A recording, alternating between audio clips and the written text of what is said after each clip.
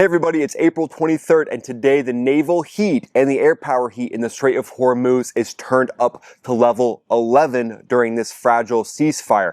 In the last 12 hours, the U.S. seized another MT Majestic X, a sanctioned stateless oil tanker previously linked to Guyana, owned and operated in the Shadow Fleet, but it was carrying Iranian crude oil as part of the ongoing blockade under Operation Epic Fury's naval blockade against ships going in and out of Iran's ports. And then before that, just a day ago, IRGC fast attack boats and gunboats fired on commercial cargo ships. They seized two of them. We covered that in yesterday's video. One of them still floating at sea, disabled. Iranian state media blasted out this footage right here showing their masked commandos, IRGC Navy, boarding those vessels like it's some big victory. They're claiming it's all retaliation for the pressure of the U.S. blockade. Obviously, the tensions are high at this point. The next few hours and what plays out over this choke point is going to revolve around naval mines. So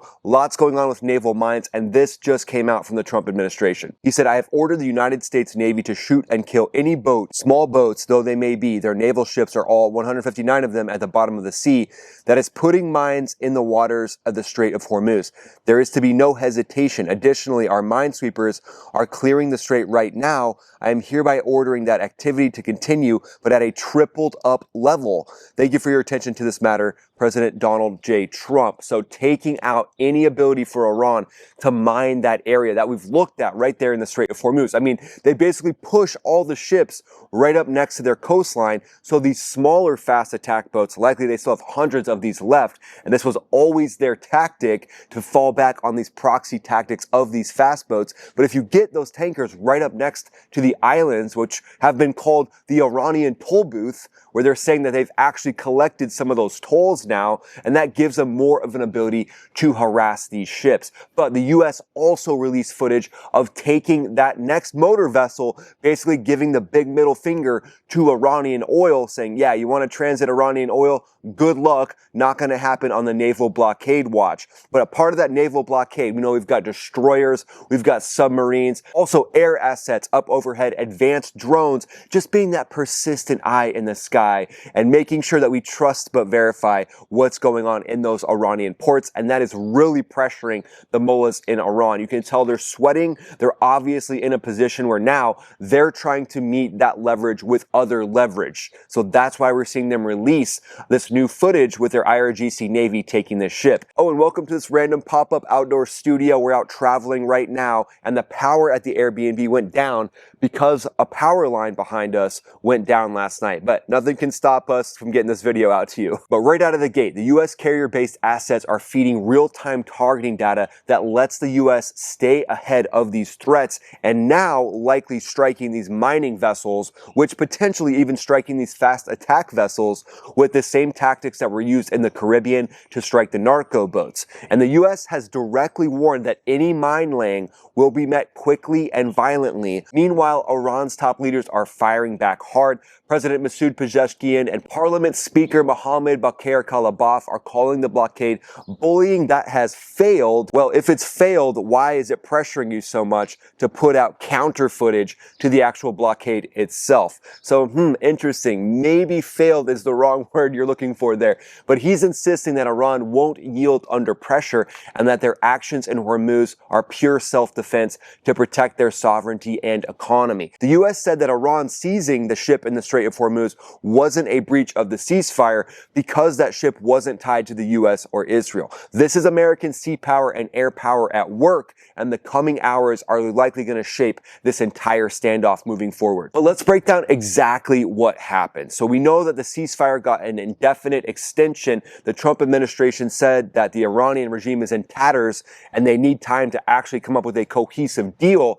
And then those IRGC fast attack boats, those gunboats, they've moved on commercial shipping, firing on 3 vessels and seizing 2, letting one just drift off to sea. I mean, really? You couldn't just seize 3? You're already seizing 2.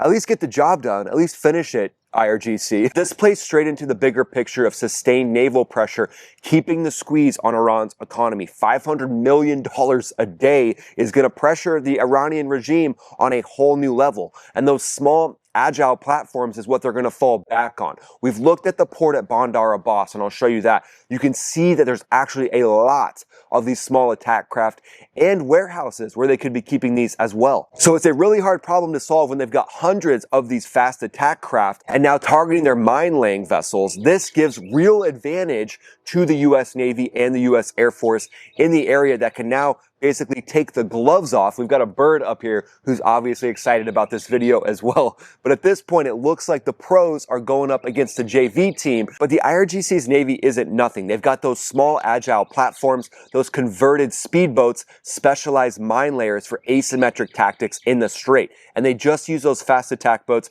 and gunboats to hit commercial shipping and seize vessels, but they're framing it all as self-defense while their leadership pushes back hard. We know that they're calling this bullying and that Iran won't yield, but if a few of these mine-laying vessels get struck and go bye-bye, that might actually change the rhetoric at that point. But these moves show that Iran's strategy is try to create chaos with the limited assets that they have. And it's putting them in a tough spot with these costs mounting daily, $500 million going bye-bye every single day. So it's kind of like they're swinging haymakers while the US is 3 steps ahead. They're bringing a slingshot to a gunfight at this point. But it is a tough problem to solve when they have hundreds of these fast attack craft. But Trump's message was clear. The blockade stays until Iran submits a good deal and any mine laying gets met with shoot to kill orders. US officials are downplaying the ship seizure from Iran as outside of core ceasefire terms, but are signaling full readiness to escalate if provocations continue.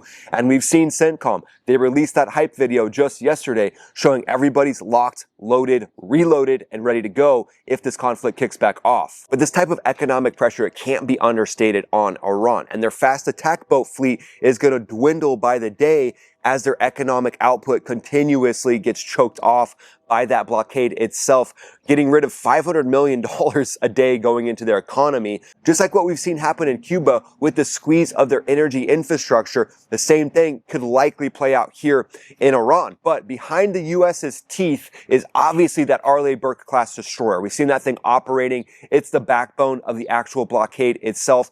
But you pair that thing up with submarines that provide silent, persistent undersea eyes that nothing in the IRGC fleet can match. At that point, you really have the ability to do ISR underwater, intelligence, surveillance, and reconnaissance, and know exactly what Iran is doing with potential unmanned underwater vehicles or mine-laying vessels, and then getting more data for PID. That means positive identification of friend or foe, knowing if that vessel is one that you need to take out or not. And that's going to be really important here moving forward with these shoot-to-kill orders. And then don't sleep on the MQ-9 Reaper drones. Those things can stay on station for hours. You guys know that's the guy that she told you not to worry about. That kind of stamina is something to watch out for.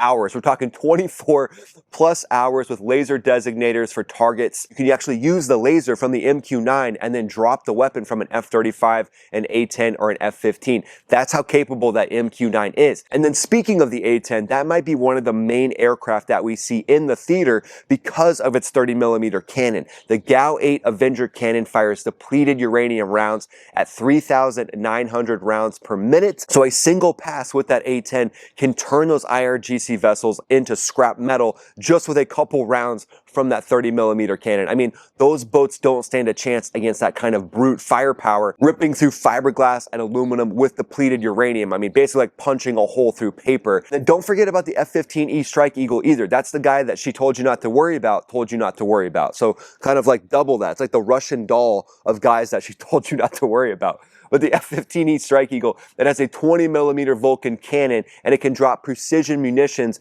JDAMs, 500-pounders, laser-guided bombs, 2,000-pound bombs. Even though a 2,000-pound bomb might be a little overkill for one of these vessels, a 500-pounder or even small diameter bombs, those are 250-pound warheads.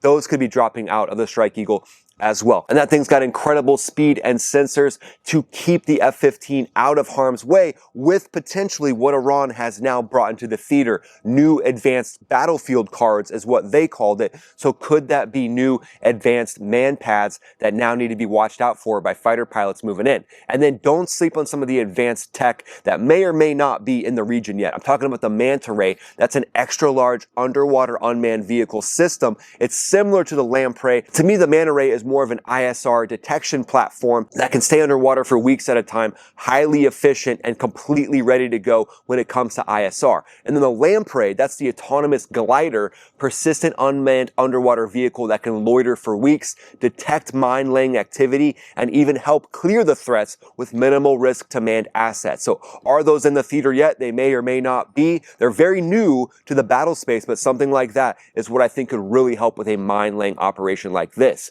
So you got the whole layered setup. You got the A-10, F-15E rolling into those fast attack craft, drone overwatch above the water, surface ships, underwater autonomy, and then the submarine force. That gives total domain control to the US. It's smooth, professional, and it's work that keeps the big decks safe while they do the heavy lifting. And I said big decks.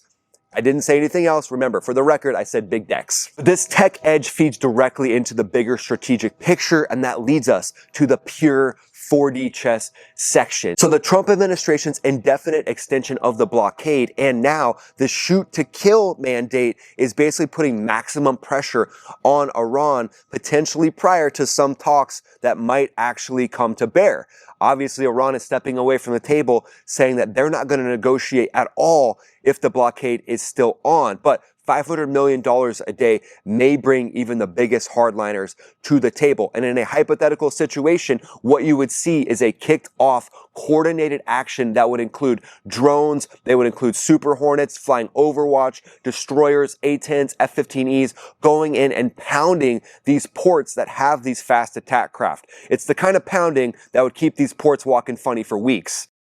Basically, they'd be dominating these ports, and that might be something we see should the conflict kick back off if the stated objectives that began from the beginning of the conflict of destroying Iran's navy are the main focus and still a part of the objectives right now.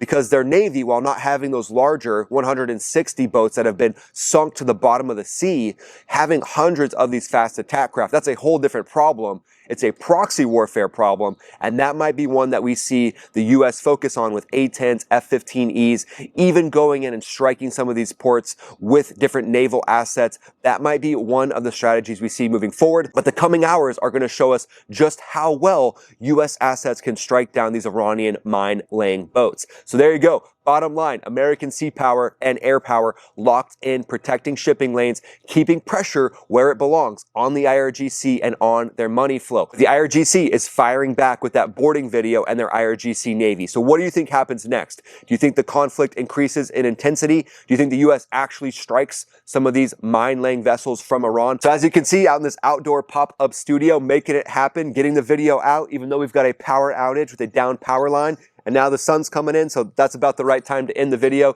Thanks for being here, guys. Really appreciate it. Go ahead and follow me on X, follow me on Instagram. I'm posting there pretty much every day. And then go ahead and join the Max Ready Room. There's a link in the description. You get access to all the different member videos, and you get special access during the live streams. So go ahead and do that. Click the link in the description, and then watch this next video that pops up right here. This is Ryan, also known as Max Afterburner, also known as Gotta Get My Power Working, signing off.